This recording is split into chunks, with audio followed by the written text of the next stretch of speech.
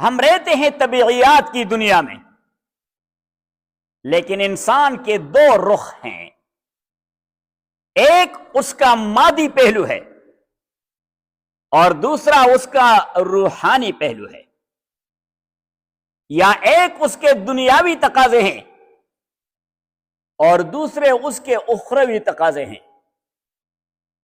اور شریعت اسلامیہ ان دونوں کو بیلنس کرنا چاہتی ہے۔ نہ تو شریعت آپ سے یہ مطالبہ کرتا ہے کہ آپ فرشتہ بن جاؤ، اور نہ آپ کو اس چیز کی اجازت دیتی ہے کہ آپ حیوان بن کے رہو، بلکہ the right path and the right way is there in between them both۔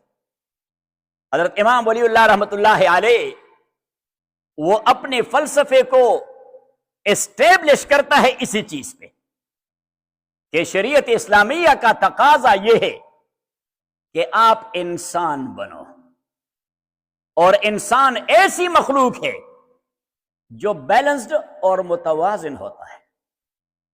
اور اس کی وجہ میں آپ کو 3 وجہ قرآن کریم سے بتا دیتا ہوں کہ تکوینی نظام، جس کو ہم کہتے ہیں کاسمالوجی، یہ جو کائنات کا نظام چل رہا ہے، یہ ایسا بیلنسڈ نظام ہے کہ اربہ سال سے یہ نظام چل رہا ہے، اور جب تک اللہ چاہے تو یہ نظام چلتا رہے گا۔ ایسا ہے کہ نہیں ہے؟ ایسا نہیں ہے؟ زور سے یس، یہی ہے، صحیح ہے۔ یعنی آپ میں یہاں امریکہ میں رہتے ہوئے بھی چچ اور اٹک جیسی جوان مردی چاہیے، صحیح ہے نا؟ چچ تو مشہور ہے جوان مردی کے لیے، ہاں، تو وہ جوان مردی کا مظاہرہ یہاں بھی کرنا ہے، صحیح۔ اور کیسی جوان مردی؟ بس میں آپ کو آسان بتا دوں، حضرت شیخ القرآن کا جو طرز بیان تھا اسی انداز سے دام سے کہہ رہے۔ تو میں جب پوچھوں تو آپ ذرا اونچی آواز سے ہاں یا نہ کریں گے، صحیح ہے۔ اگر آپ کو بات کی سمجھ آئی تو ہاں کہہ دے، اور سمجھ نہ آئے تو نہ کہہ دے، تو مجھے کوئی فرق نہیں پڑتا، میں اس بات کو دوبارہ بیان کر دوں گا۔ یہ بالکل اس طرح ہے جس طرح میں آپ سے پوچھوں چائے پیو گے، تو اگر دل کرتا ہے تو کہو ہاں، اگر دل نہیں کرتا تو کہو نہ۔ تو اب آتے ہیں اپنی بات پہ کہ ہم شعبان میں ہیں۔ اب بطور انسان ہماری ایک حیثیت ہے مادی اور جسمانی، اور دوسری ہے دینی اور روحانی، یا ایک ہے دنیاوی اور دوسری ہے اخروی۔ تو دنیاوی کے لیے تو ہم دن رات لگے رہتے ہیں، لیکن اخروی کے لیے چلو ہو جائے گا۔ جسمانی کے لیے تو ہم دن رات لگے رہتے ہیں، لیکن روحانی کے لیے مولانا عمر صاحب پالن پوری نے ایک بار بڑی عجیب بات کہی، فرمایا کہ یہ جو آپ کی باڈی ہے یہ سواری ہے، اور آپ کا جو روح ہے یہ اس پہ سوار ہے۔ اب آپ سواری کو کھلاتے پلاتے ہیں گاربنزو بینز، کبھی دیسی گھی بھی اس کے کھلا دیتے ہیں، کبھی گڑ کھلاتے ہیں۔ اب آپ کی سواری یعنی گھوڑا یا ڈنکی یا جو بھی ہے وہ اتنا مضبوط اور طاقتور ہوا ہے، اب روح کو آپ کچھ نہیں کھلاتے، وہ نحیف نظار، تو وہ سوار اس سواری پر ٹکے گا کیسے؟ یہ سواری تو دوڑ لگائے گی تو اس کا تو بیڑا غرق کر دے گا۔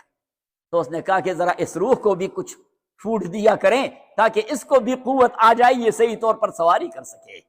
تو قابل احترام بھائی اور بزرگوں، یہ عبادات یہ اصل میں اس روح کو قوی کرتا ہے۔ حضرت شاہ صاحب رحمۃ اللہ علیہ فرماتے ہیں کہ کچھ لوگ عبادات کا فلسفہ عقلاً سمجھ لیتے ہیں، اور کچھ لوگ نبی کی تعلیمات پر عمیق انداز سے عقیدہ رکھتے ہیں تو اس لیے اپناتے ہیں، اور کچھ ہم جیسے عام لوگ ہیں ہم کہتے ہیں بس روزہ کیوں رکھتے ہیں؟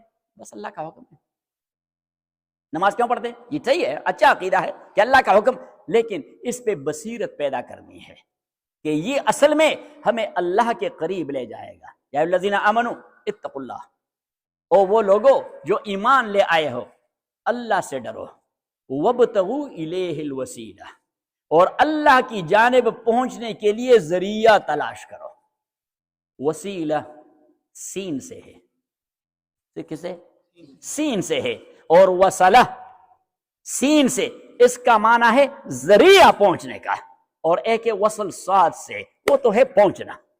تو اللہ کریم فرماتے ہیں وصل کے طالب ہو تو وصل پیدا کرو، وصل سواد سے، اس کے طالب ہو تو وصل سین سے یہ پیدا کرو، یعنی وصل آپ چاہتے ہیں اللہ تعالیٰ سے تو راستہ اور سواری تو ڈھونڈ نکالو کہ کس طرح پہنچو گے، تو وابتغوا الیہ الوسیلہ۔